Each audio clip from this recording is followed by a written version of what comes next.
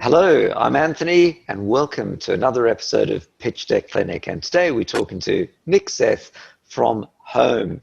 Nick, give us the elevator pitch. Hi there. Well, Home is being called the Airbnb of social care. We make it quick and easy for people to book personal carers to look after the elderly in their own homes. Fantastic, short and sweet. All right. So, clearly this is a huge area. Clearly with COVID, we all know do not send anyone you love anywhere near an aged care home.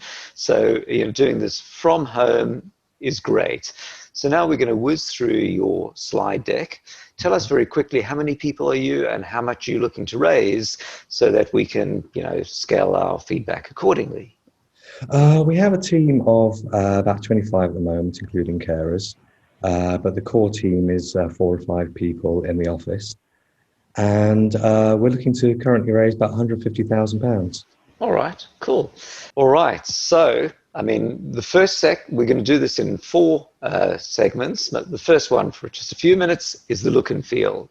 So your market is clearly elderly people, and your slide deck is beautifully, targeted with nice pictures of that.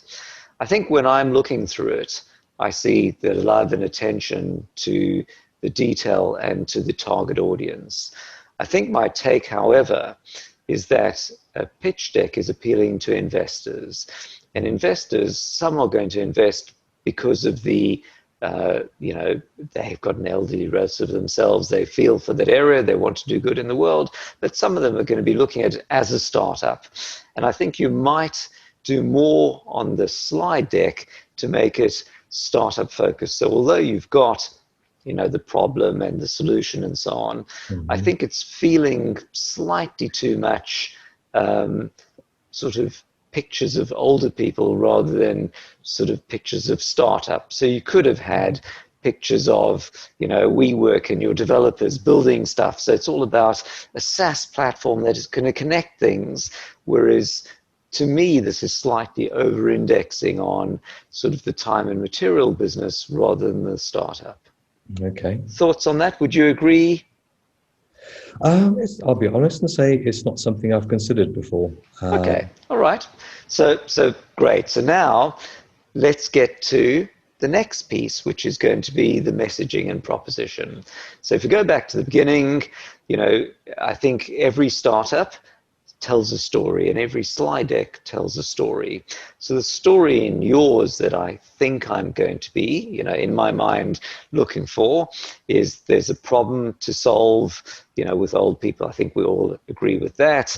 Now more than ever, there's aged care homes are probably not a great idea, and you're now going to solve this in some way. So let's see how that messaging comes through.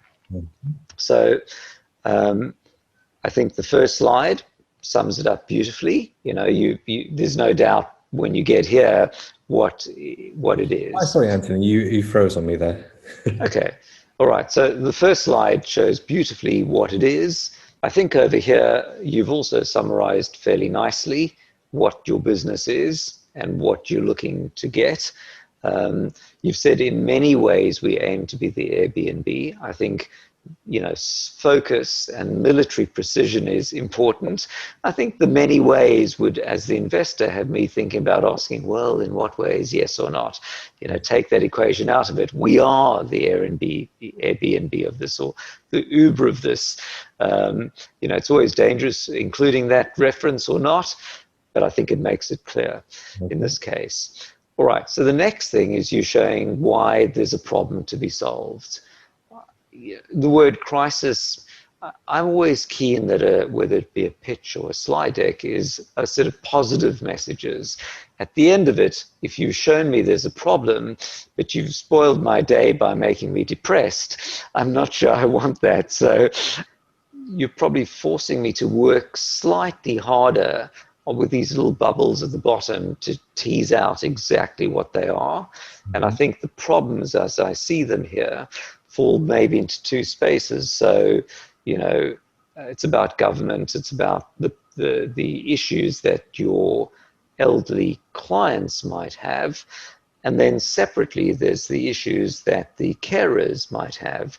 And you might break it out into two sections.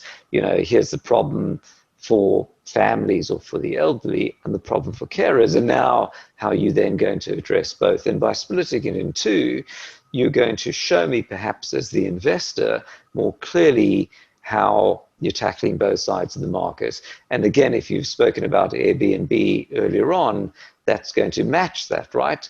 The supply and the demand side. And now as the investor, I'm getting it that you've clocked how the market dynamics work, and that you, by addressing both sides, it's going to be a key player. So we're now going back into the, I guess, demand side, how you know, you need help and so on, which is great. Again, I think you might show more uplifting images. I don't want to be left sad at the end of it. I want to be left delighted and that I want to talk with you. That's just me, by the way. Mileage may vary. So again, we're still on the problem space. So I think we might be over-indexing on the problem space. And I'm guessing maybe not enough space for the solution, but let's keep going. So, ta-da! Cue to the solution. So the key issues, I mean, we're all familiar with apps about finding someone to, you know, clean your house or do childcare or something like that.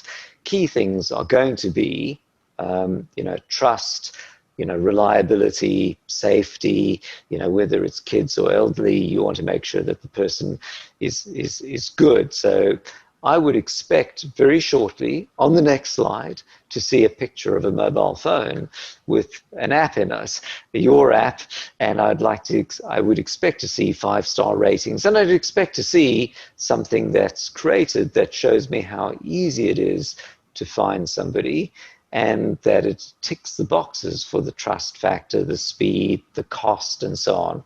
Let's see if that's on the next slide. Q, I think there's a mind meld happening here. So you've got not a mobile app, but the website. So that's fine. I think the fact that it isn't a phone suggests either that you haven't created the mobile proposition yet, or you're just thinking about a website, or that you're well ahead of me and you've done your research and your market segment is all about desktop PC rather than mobile phone. I think where you say we are trading and can book care now, you clearly want to show that your startup is trading. But I think by saying we are trading, it feels a bit like, you know, I mean, Airbnb doesn't say we're trading, it says the number of users. Or the next thing is your slide deck is doing, I think, two things. One, it's showing the problem, but two, it's showing for the investor why this is going to be a huge company later on. So here, the Manchester mention is, if this is on your website, perfect, because it's saying, hey, if you're only in Manchester, you need to get started somewhere. If I'm in London, do not push this button. I'm wasting my time.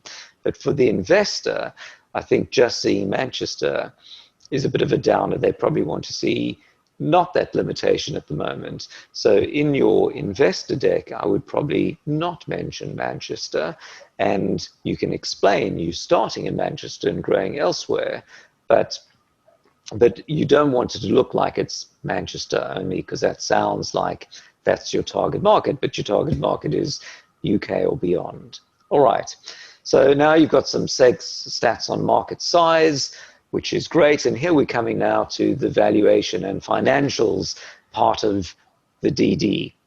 So 4 billion is probably bigger than I would have expected. You've said it's in the UK, which is great. Many times people don't mention the target. Is that global? UK, great. So now I think when you have your competitive advantage, and I think this comes back to, you know, my earlier comments about thinking like a startup, you're showing me a picture of, you know, an old lady here. I would expect to see a quadrant showing your competitive apps. How are you different? to others, who are the competitors? So I think this might be a missed opportunity, again, to drag me back into, we think like a startup, we look at our competitors with laser vision, here's why we're different, and here's why you should invest in us. Okay. So then we cut to the team. I think, you might structure this in a slightly different way. You've got yourself sort of on the side and lower down to the others. If you're the CEO, you might want to put yourself at the top, or you might have it as a democracy, but you kind of, it's a bit, mishmash. And also, I think you've only put some experience for yourself. I would say, who's your CTO? What have they done in the past? Now we come to the financials. So I think you're showing, so the first thing I always look at, I suppose, two things. One, your year-on-year growth. Is it insane, or does it peter out? And secondly, of course, the quantum of the numbers. So here you're saying, year two, essentially, because you're just getting started now.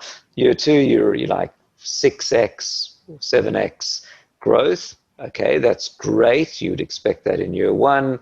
Then year two goes to 2.5x, and then it goes to 2x, and 2 and a bit x. So it's dropping slightly. I think you might, as an investor, be looking for slightly greater, more like 3x and so on. If you can get there, that's fantastic. I think we can clearly see your focus on a path to profitability, which is important for investors. They don't want to see their money, disappearing. The profit is modest, so I'm going to interpret this as Amazon, who kept losing money. Even when they were making billions, they would reliably make a loss of 42 million a year, showing that Jeff was playing all his money back into the business, and that's how I'm going to interpret this. We've had a lot of discussion about what kind of figures to project. Okay, and I mean, well, the first thing, of course, is you want to be, I would say, probably optimistically honest. You never want to make stuff up, because your investors will kill you afterwards if you don't hit that, and it's a serious problem. The other thing, of course, is if a funding round takes longer than you expect, your initial projections are easily tested. You've said you're going to make 123K in 2021. We're at the end of 2020. Where are you? And if you go zero, questions will be asked. So, be always super careful, at least on year one, that it's easily testable. All right, so the next thing is then, that growth curve. And of course, people like to see a hockey stick curve.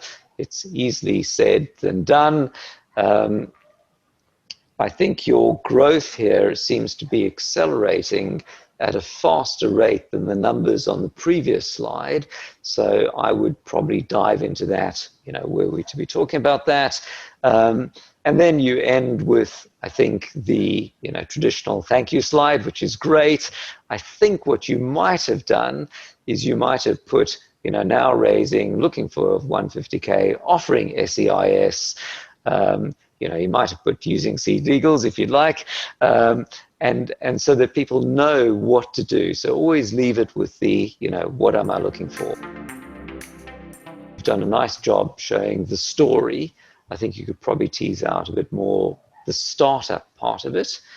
Well, I hope this has been helpful, and I hope you can share it with your colleagues. Maybe it'll give you a bit more lively debate internally. And I hope this can also, of course, help others with their pitch deck as well. So, Nick, thank you so much. And if anyone's looking to invest in something in the segment, which is clearly, both has revenue and is worthy, please hit up Nick at Holm, HOLM.care. Thank you very much. Thank you very much.